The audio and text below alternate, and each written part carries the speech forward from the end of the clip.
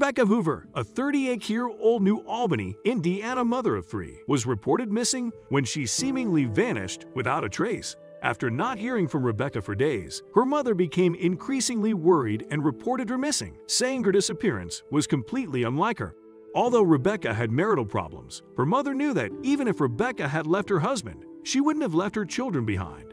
Authorities launched an investigation, hoping the devoted mother could be reunited with her 3 kids. Nearly a month later, however, Rebecca's 8-year-old son made a shocking confession to a school counselor that changed everything.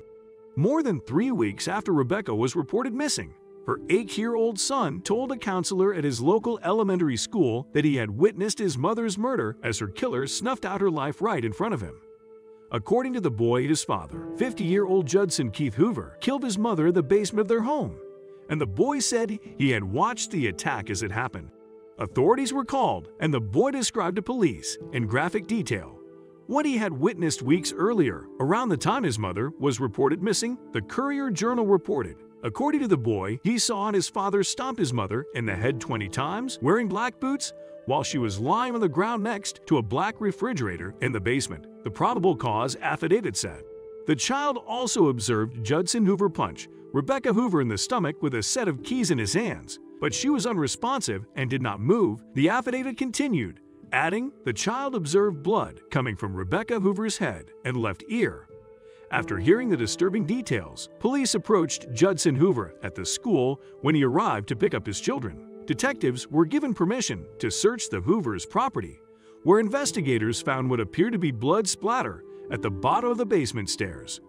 After receiving a tip from Rebecca's mother, authorities obtained a search warrant for a storage unit in New Albany. They reviewed security footage, which showed Judson Hoover moving what appeared to be a body into the unit.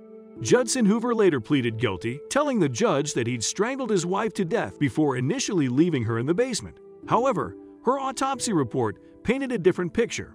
The medical examiner determined that Rebecca died of blunt force trauma to the head and torso, injuries consistent with their son's eyewitness account.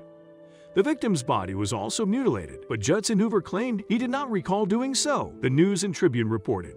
Judson Hoover was given a maximum sentence of 6 to 5 years, according to Floyd County prosecutor Chris Lane. He will serve his sentence in the Indiana Department of Correction. Sadly, Rebecca's murder was not the first sign of trouble in the Hoover marriage.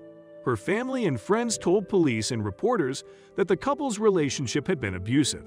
In addition, Judson Hoover had been arrested and charged with a Level 6 felony for domestic battery in the presence of a minor and a Level 6 felony for strangulation just 4 months prior to his wife's disappearance.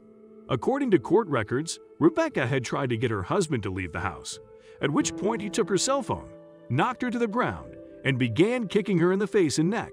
Eerily similar to the incident that later led to her death, Judson Hoover allegedly stomped Rebecca about 15 to 20 times, all in front of the couple's 3 children. Rebecca also advised Judson use his feet to apply pressure to Rebecca's neck, and she could not breathe, the arrest affidavit said. That day, Rebecca was rescued by the same son who, 4 months later, would witness her murder. The 8-year-old boy was able to flee to a neighbor's home, where he got the neighbor to call 911, according to Fox 23.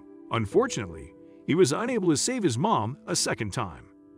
Although there was previously a no-contact order against Judson Hoover following the domestic violence case, no order was in place at the time of Rebecca Hoover's death.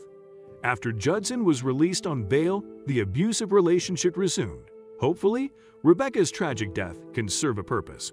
This case is a brutal reminder of how domestic violence in the home can lead to tragedy, Prosecutor Lane explained. The strong sentence, in this case, is justified for the violent manner in which Ms. Hoover was taken from her family and her children and the attempts by the perpetrator to cover up his crime. We couldn't agree more with the prosecutor's sentiments, and we can only hope Rebecca Hoover's story motivates others who are in abusive situations to seek help and get away from their abuser before it's too late.